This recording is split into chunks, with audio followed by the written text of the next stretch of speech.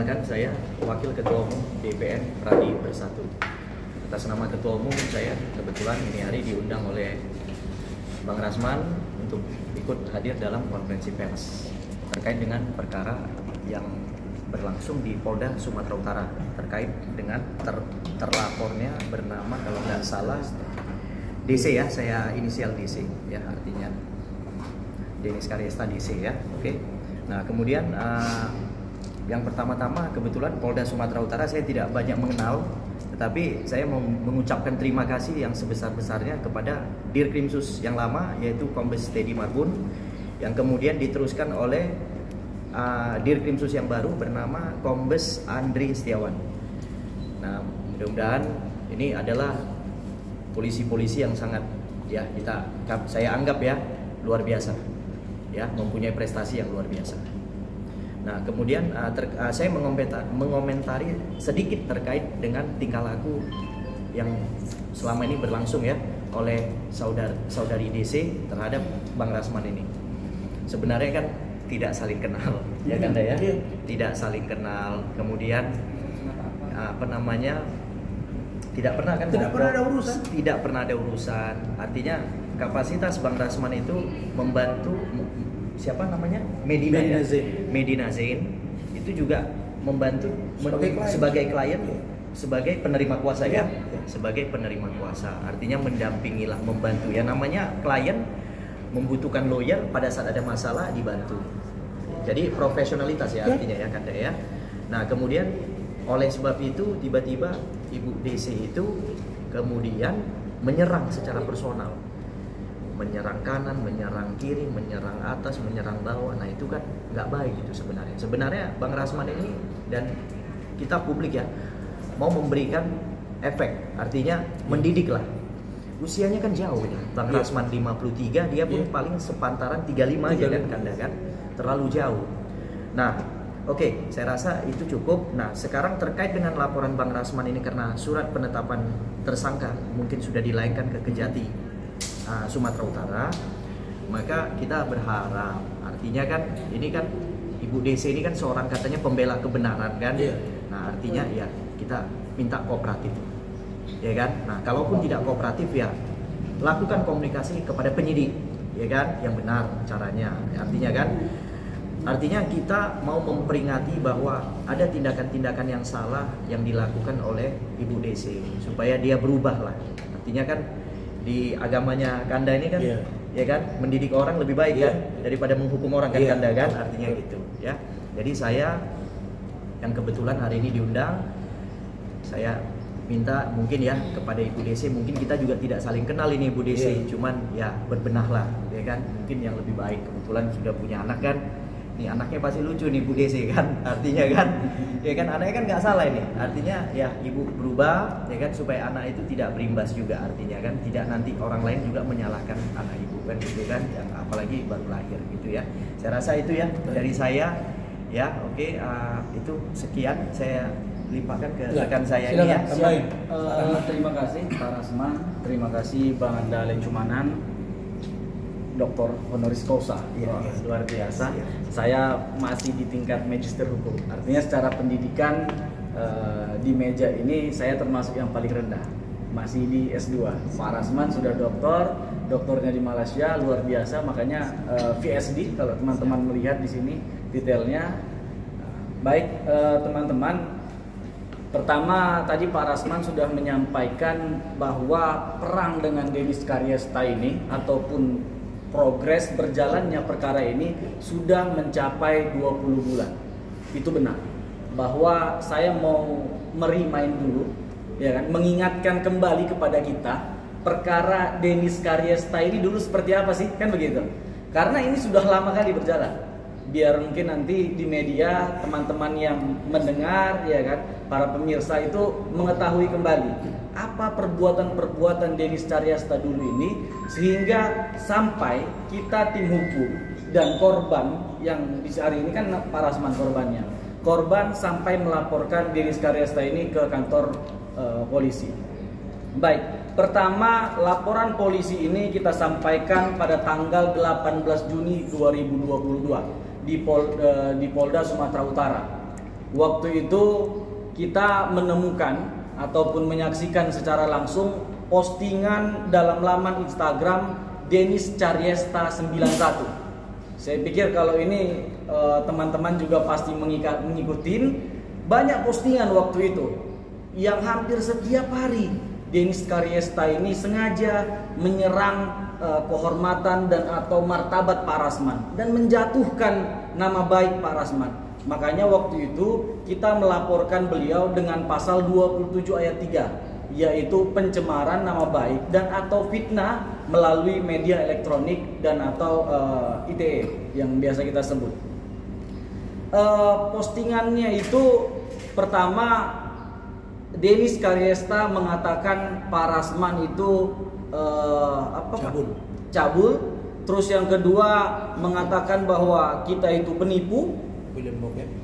Terus yang paling fatal itu adalah Denis Cariesta mengirimkan papan bunga ke rumah yang beralamat di Montong, Jakarta Selatan.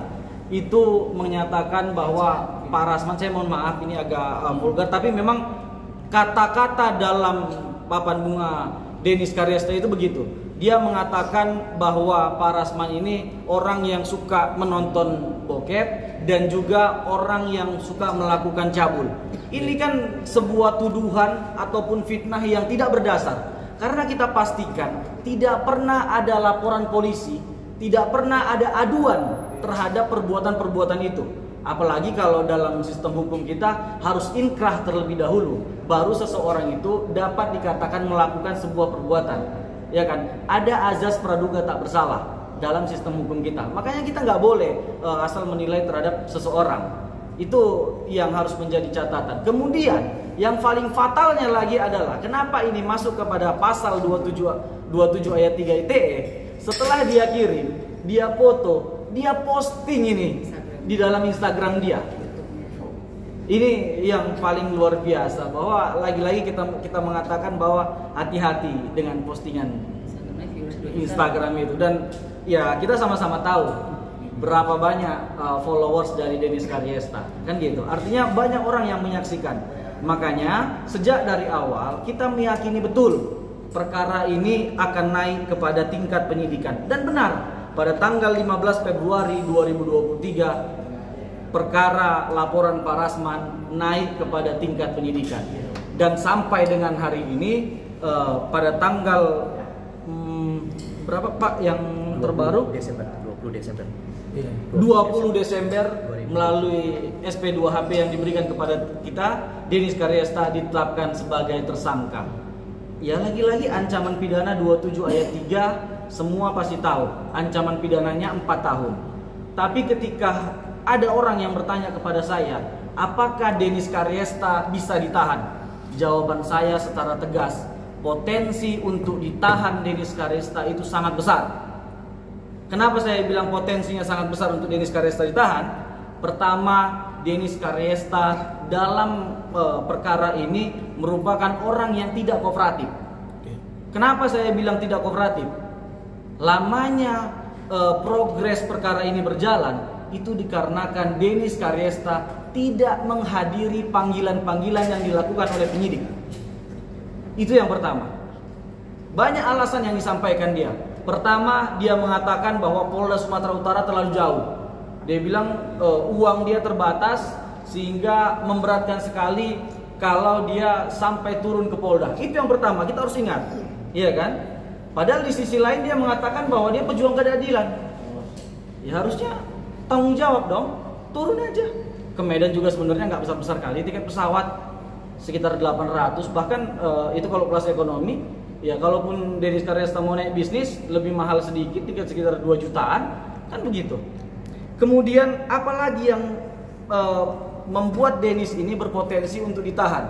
Yang kedua, Denis Cariesta telah menghilangkan atau menghapus jejak bukti. Itu yang paling fatal, teman-teman. Saya sekitar setengah jam yang lalu memastikan kembali postingan yang kita laporkan itu sudah dihapus oleh Denis Cariesta. Ya ini perbuatan yang sangat fatal dalam tindak pidana kita. Berarti dia menghilangkan alat bukti gitu. Dan di sisi lain dia mengakui bahwa itu memang berpotensi menjerat dirinya, bahwa itu adalah perbuatan tindak pidana. Dia mengakui itu gitu. Makanya saya yakin bahwa Dennis akan ditahan. Dan ya kalau boleh kita menghimbau kepada kepolisian, kepada penyidik, kita harus tegas. Hukum itu memang harus tegas, memang harus ditegakkan, siapapun dia. Walaupun dia seseorang ibu yang baru anak kecil, kita ambil contoh perkara sebagai, ya ada juga di kalangan artis, dan pasalnya sama, 27 ayat 3. Nikita Mirzani, saya mohon maaf langsung menyebut. Di waktu itu Nikita Mirzani juga anaknya masih kecil, iya kan? Kemudian dia ditahan. Vanessa Angel juga begitu. Anak bayi juga. Ya, artinya begitulah sistem hukum kita. Saya yakin Dennis Karyasta ini kita berharap himbauan kepada penyidik agar tegas menetapkan penahanan kepada Dennis Karyasta. Kemudian tadi seperti apa yang disampaikan oleh Pak Rasman, bagaimana kondisi kantor kita, bagaimana apakah kita survive setelah terjangan yang 12 penjuru mata angin tadi. Saya saksi mata bahwa Run Law Firm sampai hari ini terus eksis dan sangat survive dan terus membela kepentingan-kepentingan kliennya.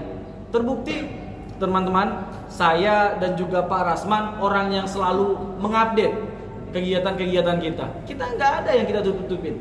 Kita terus terbang ke Medan, ke Padang Sidimpuan, ke Cirebon, ke Batam. Kita terus menangani perkara. Tapi memang banyak kerugian-kerugian yang ditimbulkan oleh perbuatan Dennis Karyasta ini.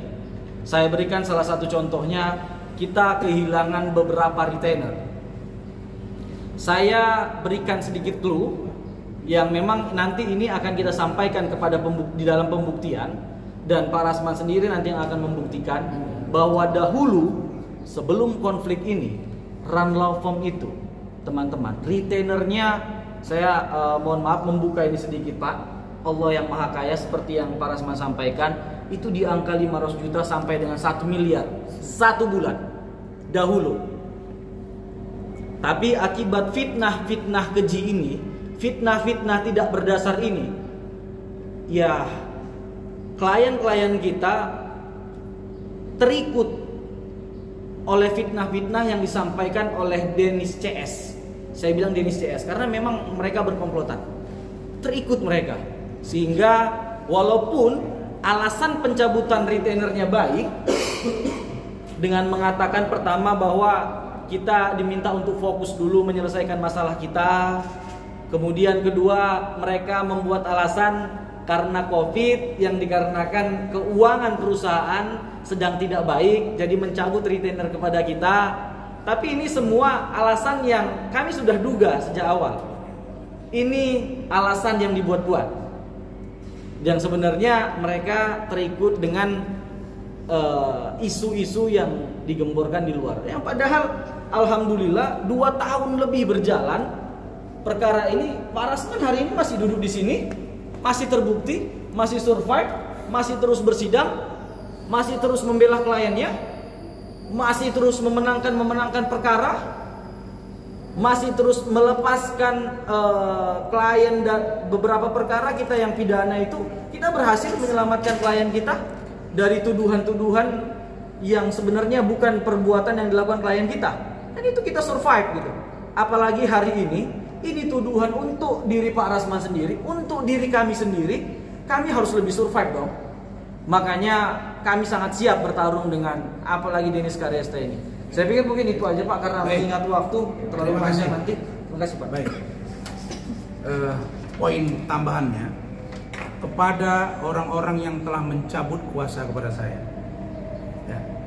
Ya, saya sebut saja Dr. Oki Pratama, Heni Purnamasari dan Iwa, Dr. Reza Gladis, Dr. Mufid, Dr. Vera Yuningtias, MF Klinik Surabaya, Dr. apa namanya itu? Para. Kemudian ada 1 unit satu kantor di daerah apartemen Senayan Residen. Beberapa yang telah secara sengaja mencabut, termasuk Richard Lee. Saya minta untuk segera kalian kembali melihat kontrak kita. Dan saya pastikan selesai ini, kalau saudara tidak komitmen dengan kontrak itu, kami akan lanjutkan gugatan kami.